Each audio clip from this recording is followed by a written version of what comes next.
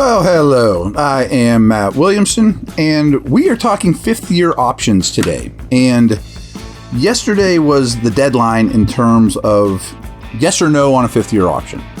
And frankly, it didn't apply to the Steelers. That was the Minkah Fitzpatrick trade. So the Steelers did not have a first-round pick that year.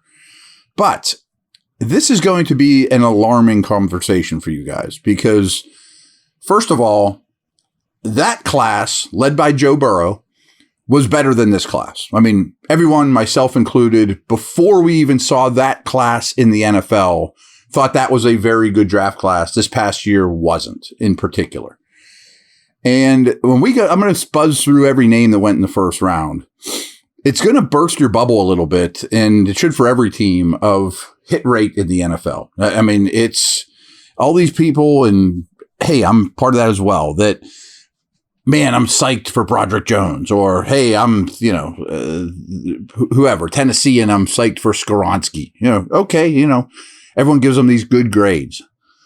It's alarming how the world goes, after this league. So a couple things to tell you guys about, which you probably don't know, is the CBA is not nearly as kind in terms of using the fifth-year option as people think. Everyone just assumes, well, you draft Broderick Jones and pick up his fifth-year option, and then you worry about free agency. Well, first off, it's more expensive than you think.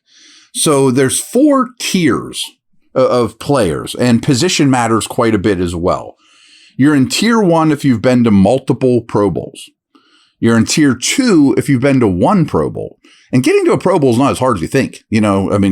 It's not an all-pro. It's going to the Pro Bowl. So that's tier 2. There are playing time parameters is tier 3. I mean, I can tell you all of them, but it's 75% or greater of their first 3 seasons, 50% or greater. So playing time matters as well. And then tier 4 is, they call it basic, which means you didn't meet any of the parameters. You basically have not done much, and you're a tier 4 player, which is cheaper. So it doesn't tell you exactly where these guys are at in terms of tiers, but this is how things went. And I want to talk a little bit about the perception of that specific draft class. There was a real tier break in that.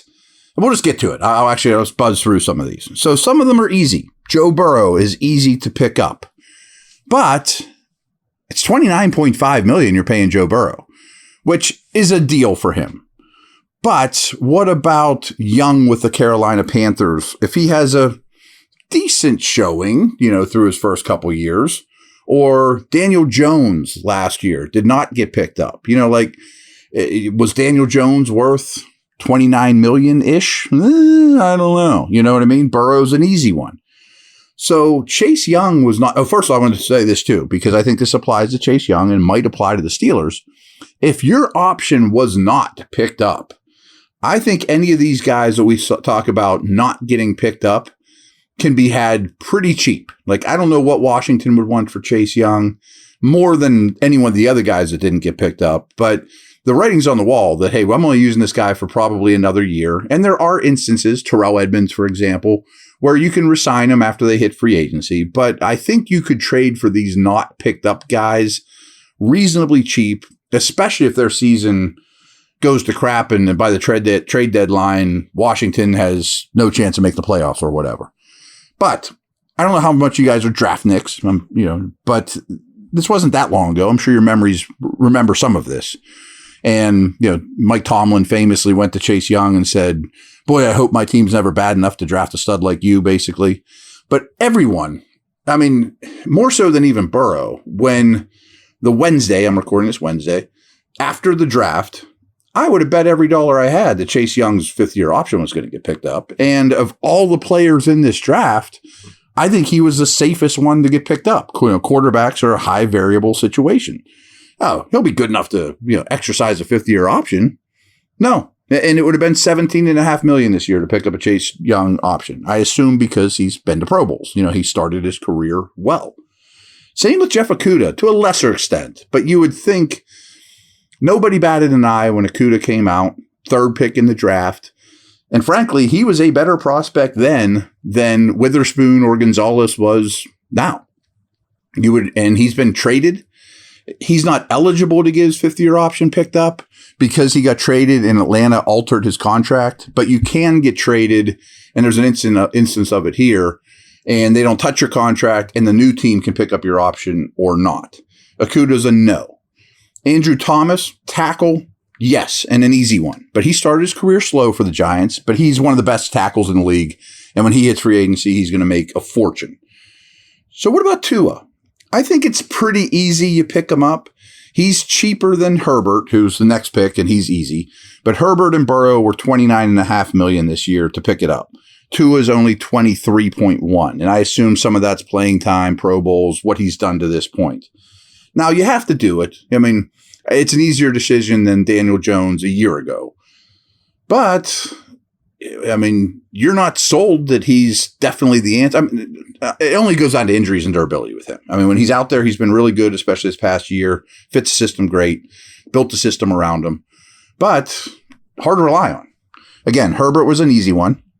Derek Brown is an easy one as well. Defensive tackles are getting expensive. And if you can get Derek Brown, a very good young tackle, for under $12 million, he's 11.6. That's an easy pickup for the Panthers. Isaiah Simmons, no. I mean, everyone thought he was a great prospect coming out. He's been used in a weird way, and I'm going to talk about linebackers a little bit here as well because it applied to Bush a year ago. But he was not picked up. C.J. Henderson is that guy that Jags drafted him high, really hated him, traded him for 10 cents on the dollar to Carolina because of motivation stuff, quickly after drafting him, a year after. And the Panthers now have the decision to pick it up or not. They easily didn't. Not that he's terrible, but they didn't think he's worth $11.5 million. I think the Browns were torn, but they did pick up Jedrick Wills at 14.1. He's a left tackle. He's young. He's still good. You know, that makes sense. And if you recall, this was a great offensive tackle class. It was Thomas, and then Wills, and then 3 of them in a row. Wills, Becton with the Jets, and Wirfs with the Bucs. Jets are not picking up Becton. Bucs are easily picking up Wirfs. But where I'm going with this is coming out of school, there's those 4 dudes I think were all better prospects than not only Broderick Jones for your Steelers, but any tackle in this draft. And not that Johnson and Wright and Jones are bad prospects, but this class to me had 4 close to elite offensive tackle prospects where I wouldn't call Jones or Johnson an elite prospect. They could become elite players. You never know what's going to happen. That's kind of the point of all this. Javon Kinlaw next, they did not pick up. Remember, they traded DeForest Buckner shortly before that, tried to fill the hole with Kinlaw, never really worked out. Jerry Jeudy, you would think, is an easy one.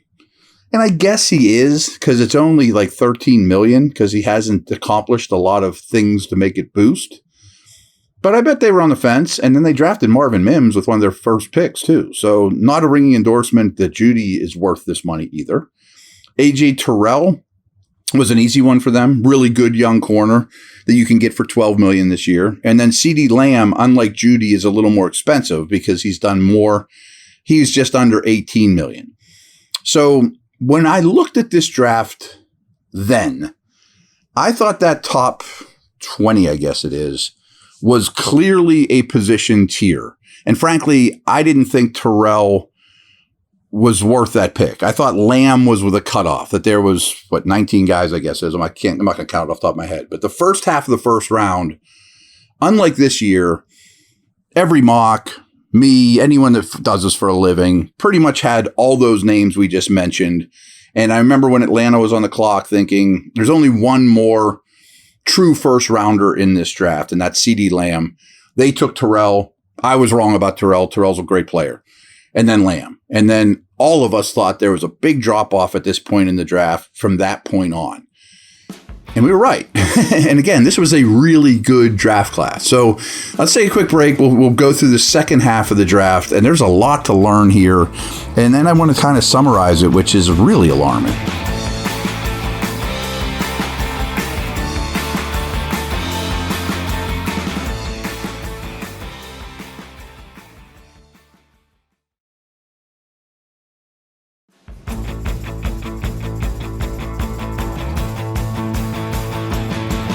All right, we're back. So again, as mentioned, this year, this draft class was the Minka trades. The Steelers did not have a first round pick, but this is where they would have been picking. This is the Dolphins' second pick after taking Tua, and they took Austin Jackson, not picking it up. No chance. I mean, he hasn't played much. So the Steelers would have had this pick. That doesn't mean they're taking Austin Jackson. Who knows who they would have taken, but it gets really ugly from here on out is the bottom line. Chase on, the edge rusher for the Jags, was the next picked. Horrible. I mean, not even close to considering it. Jalen Reagor is now on his second team. Horrible. Not even close to picking up the fifth-year option. Justin Jefferson. Of course you pick it up. And trust me, Philly fans hate that they took Reagor over Jefferson. As should. Jefferson's like the best receiver in the league. So obviously that's worth it. Just under $20 million this year for Jefferson is very worth it.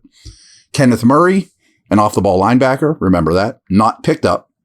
Cesar Ruiz from the Saints, interior offensive lineman. And a good player, but not picked up because the number is $14.1 million. He's been a solid interior offensive lineman, a starter. But here's where things are a little goofy, is if you draft an interior offensive lineman, like Linderbaum went to the Ravens last year in the first round, to pick up his fifth-year option, all offensive linemen get lumped together. So it's not Ruiz's fault he didn't get picked up. It's the fact that I got to pay him like a tackle. So that's something that the Ravens or anyone that uses a first-round pick on an interior offensive lineman has to consider, is you almost have to be Quentin Nelson stud level when this decision comes up to pay a guard or a center tackle money. So it's a flaw. I mean, I really think that they need to change that rule, to be honest with you. Here's another one that was picked up, was Brandon Ayuk. I think that's a pretty easy one. He's a better player than people realize. Now, this is an odd one because Jordan Love was next. So he was not eligible to pick up his fifth-year option because they extended him. So they messed with his contract. So they added a year to it. So he no longer has fifth-year eligibility. But the extension they gave him is really hedging their bets. It's not a massive Daniel Jones extension. They were giving him like $22 million a year, which is a little more than the fifth-year option. It would have been 20. So I'm counting that as a half. Jordan Love didn't easily earn the fifth-year option. Very unique circumstance. So when we count these up, I'm going to call the Love move half of a pickup. And then the last four, Jordan Brooks, Patrick Queen, Noah Mbogany, and Clyde Edwards-Helaire, not even close to getting picked up. So a couple things I want to talk about there. Off the ball linebackers, and we saw this with Bush. Very few get picked up. I mean, if you look at the last 5 years or so of fifth-year options that get picked up, very few. They're not very good investments in the first round. I harp on that time and time again.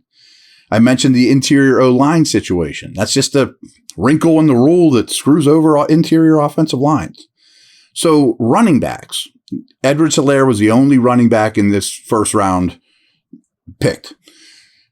And his number would have been really low, like half of anybody else's, because he hasn't hit any of the things, but he's also because he's a running back. So it would only cost the Chiefs $5.4 million to keep him.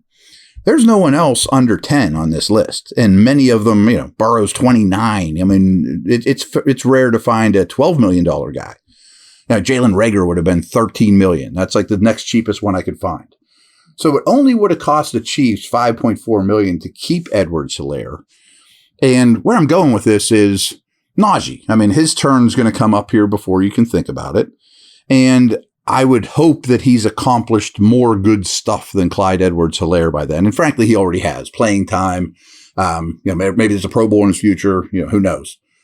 But still, his number's not going to be very high. So that's attractive. That's one of the arguments of drafting running backs in the first round, because that fifth-year option costs you very, very little. So I thought that was really interesting. And then I always look at that Clyde Edwards-Helaire pick. And remember that the Steelers were very much in a running back market that year. They ended up with Claypool, but Dobbins, Jonathan Taylor, Akers. There was another one that went early second that were all linked to the Steelers, especially J.K. Dobbins. But I always make the joke that Andy Reid, who no one's crying for the Chiefs, they've done just fine. They won the Super Bowl that year, by the way. But imagine, I always make the joke that Andy Reid used to walk out on the practice field, look at Clyde Edwards-Helaire these last 3 or 4 years and say, what if you were Jonathan Taylor? Like, imagine what the Chiefs would have been like if that's Jonathan Taylor at 32 the last couple of years and not Clyde Edwards-Helaire. So I thought this was really alarming. And again, this was a better draft class than the one that just happened. I believe that wholeheartedly. That doesn't mean that people can't hit in this class and they can't exceed expectations. But in terms of what they were as prospects coming out of school, I would have had higher grades collectively on this 32 than the 31 guys that just went in the first round. And of the 32 that we just talked about, only 12 fifth-year options were picked up, plus Jordan Love. So 12 and a half out of 32 fifth-year options were picked up out of a very good class that had CeeDee Lamb and Thomas and Burrow and Herbert, and in the final 12 picks, which back then were the playoff teams. And again, after the true first rounders were gone, the only one in the final 12 picks picked up were Justin Jefferson, Ayuk, and Love is a half. So 2.5 of the final 12 picks picked up their fifth-year option in this draft. So I thought all that was really interesting. I think it's a history lesson. We can learn from history. Off the ball linebackers are bad investments. All these guys that you just assume, oh, my favorite team picked this dude and we'll have him for 5 years. We're definitely going to pick up the fifth-year option. How could you not on Will Anderson? Will Anderson wasn't as good a prospect as Chase Young.